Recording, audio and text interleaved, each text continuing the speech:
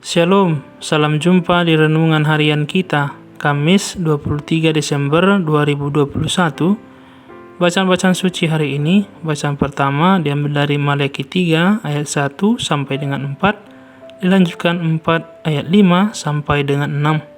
Injil diambil dari Injil Lukas 1 ayat 57 sampai dengan 66. Saudara-saudari yang terkasih, kelahiran seorang anak di tengah keluarga biasanya memberi sukacita bagi keluarga. 2 hari menjelang perayaan kelahiran Yesus, Injil Lukas mengisahkan kepada kita cerita kelahiran Yohanes Pembaptis. Ada 2 hal penting yang bisa kita renungkan dari kisah kelahiran Yohanes ini.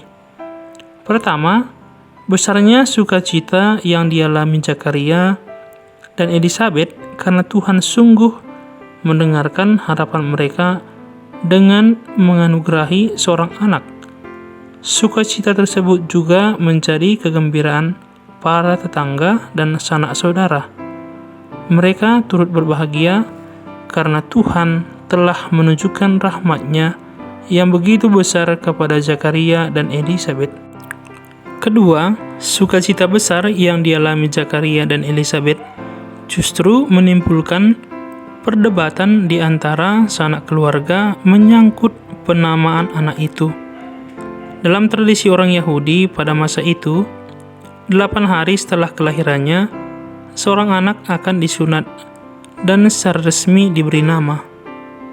Injil melukiskan bahwa ketika ditanya oleh keluarga mengenai nama anak yang baru lahir itu, Elisabet dan juga Zakaria berkeras menamainya Yohanes.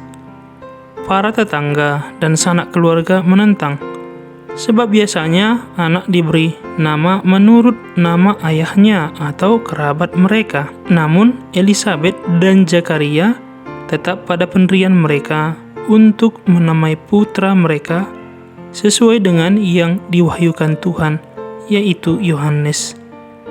Yohanes akan menjadi pembuka jalan bagi Mesias yang akan datang. Sanak keluarganya kemudian mengalah. Mereka pun bertanya-tanya, menjadi apakah anak ini nanti?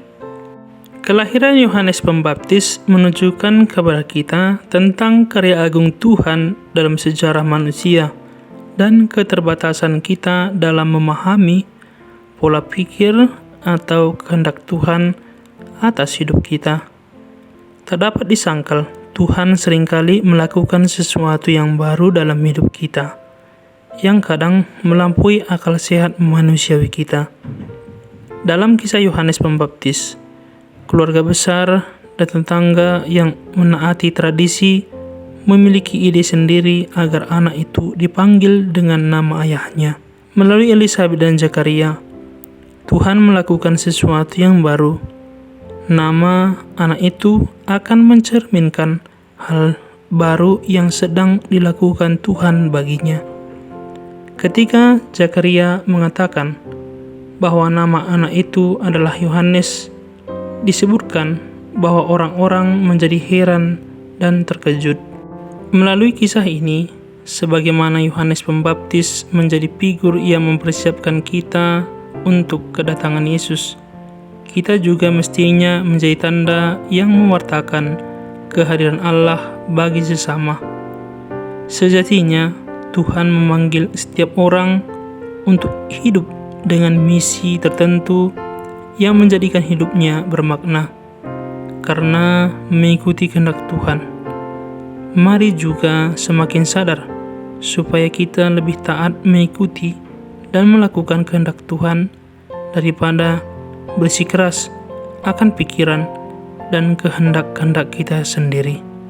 Semoga Tuhan memberkati. Amin.